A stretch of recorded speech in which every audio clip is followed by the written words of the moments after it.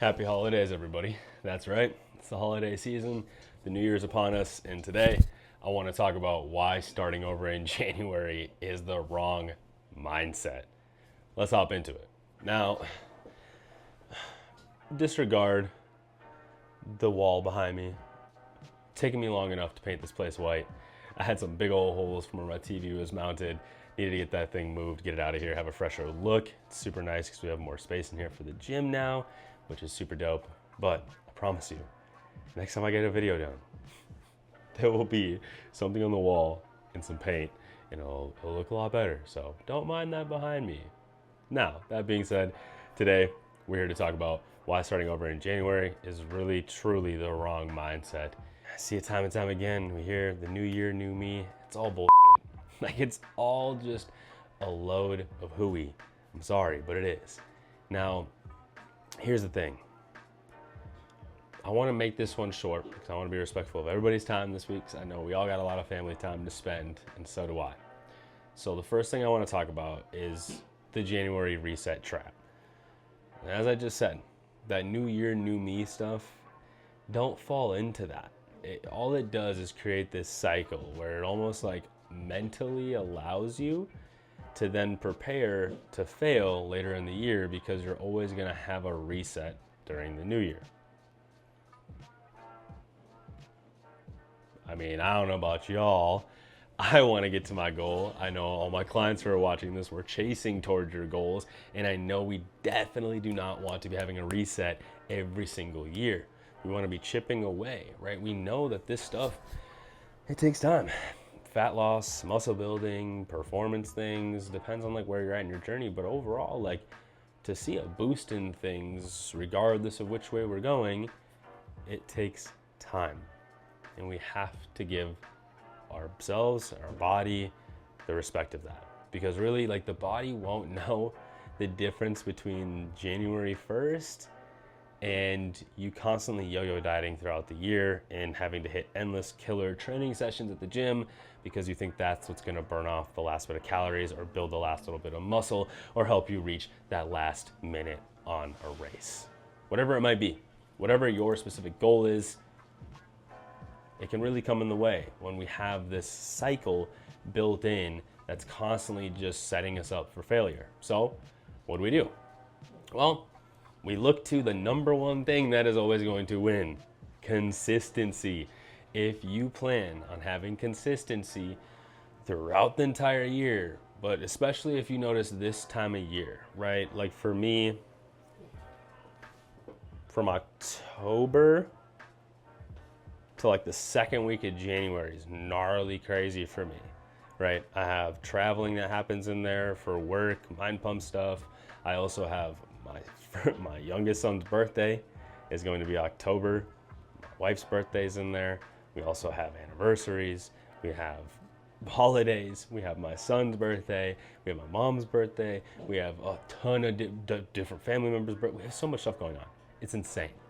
So around this time of year, I notice, especially this cycle with myself, that I tend to want to let things slip. And the one thing that covers everything else that I can tell you to focus on over this time of year, or over any time of year where you feel like things are just crazy busy for you, lock in on consistency. Consistency is going to be the number one thing that's going to help you carry through, because it's going to transfer to your diet. It's going to transfer just to all your habits, right? Diet, training, lifestyle stuff, i.e. bedtime, relationships, like just personal hygiene things, like all these things fall into that bucket when we just focus on consistency. So, as I said, if you keep a cycle of starting next month, you'll never really truly have that consistency that builds the results that we want, right? Consistency will always win. Always. So with that, how do you transition then smoothly into the month of January? Well, what habits can we put on autopilot? This is huge, okay? So stay hydrated, my friends. Biggest thing here. I want you to think about it like this. every single second, every day, there's decisions we have to make.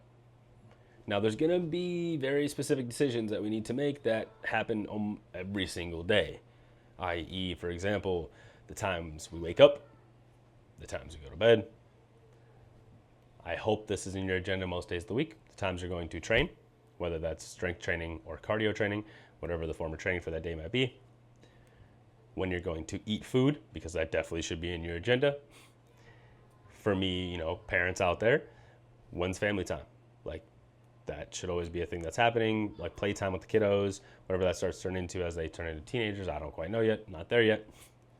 But as you can see, there's certain habits that I have to make decisions on every day. What time am I going to train at? What time am I going to bed? What time am I waking up? What time am I eating this food? What food am I eating when I'm eating, right? What can we autopilot? So for instance, for me, a couple things. The time I'm waking up, the time I go to bed. The time I go to bed, I mess up on quite often because of work and school, and also it's the only time that me and the wife have together at night. So that is something I'm still working on. But for the most part, the time I go to bed, the time I wake up. Okay. For me with training, I'm trying to get better at this. For a while now, it's always been, I just know if I have certain set days to train on, I'm training on those days. I kind of work around my schedule depending on what's going on that day. I used to be the early morning riser, being able to get a lot of stuff done. I'm trying to kind of balance it out to where I can still get up early, go train, but also have like nutrition, because I've realized like the crazy difference having a meal in my system does when I go train versus not. Even though I like the feeling of training fasted, I do perform way better. So that's a different video. We'll talk about that. But for me, it's like, okay, I know I need to train at a certain time. I know I'm going to train that day, or really what I'm going to start doing is training at a specific time. Meals. I eat the same stuff every day besides dinner. Shout out to my wife. She does the dinner stuff. She takes care of the cooking, changes meals up and stuff. But meal 1, meal 2, meal 3, all the same every day. Now, I might change it up when I'm getting bored of things, but the macro profile, everything matches up pretty consistently and makes it easy, right? So there's 4 things in my day that make up me reaching my goals and building muscle, for instance, for me, and performing in a certain way on my skateboard. And just in life in general, like I want to be this like anime ninja type dude. Just watch out, it's coming. But for me, it's like, okay, those are 4 really big things that I can have on autopilot every single day to where I do not have to make that decision. That's how you transition smoothly into January. Start parsing apart what are those things, right? Like what are those things that you can put on autopilot for yourself? And then also, what habits you have to put a little bit more effort into. For instance, for me, time management will help me take care of this, but the bedtime stuff, I know I got to put more effort into that, right? The time I'm training, I got to put a little bit more effort into that. So it starts to like kind of prioritize the things that happen a little bit more naturally and things that are a little bit harder for me to do that are there every single day, but aren't not quite autopilot, not yet. And that's where step 4 comes in. One habit to lock in on. Right? So instead of trying to focus on all this stuff at once, if you just choose one thing, right, you might identify multiple, but don't stress over that. Choose one that seems like it'd be the easiest to chip away at, right? So if you have one that's super close to being on autopilot and we're almost there, create a win with that one. Okay, go to the next one, create a win with that one. Until you build momentum with your wins to be at a point where you're like, all right, cool, let me tackle the big one, and then tackle the big one. And that's how you keep that going. Now we're not even talking about just January. We're talking about how you keep this going for endless years upon years upon years and maintaining the results that you will build by following this plan and not having that mindset of starting everything over in January, but having the mindset of staying consistent, staying unbreakable year round. And that's done by making sure you really do have some habits that you do not have to make decisions over. The ones that are probably going to get you closest to your goals are probably the habits you want to start to chip away at. All right, that's all I got for you all. Happy holidays. I don't think I'm doing a video before the new year, so happy new year. Next video will be in the new year. And for everybody, my clients out there, everybody who's been rocking with me, supporting me, thank you so much. Like I can't thank y'all enough. You know, a lot of people always ask for the like, subscribe stuff. I don't care. Let me know in the comments what y'all want to learn about, what y'all want to hear about more, what you want to see more. I want to do the best that I can to provide that stuff constantly for everybody out there who's been supporting me. So please let me know. Much love to you all. Let's go. Gotta hop on a meeting.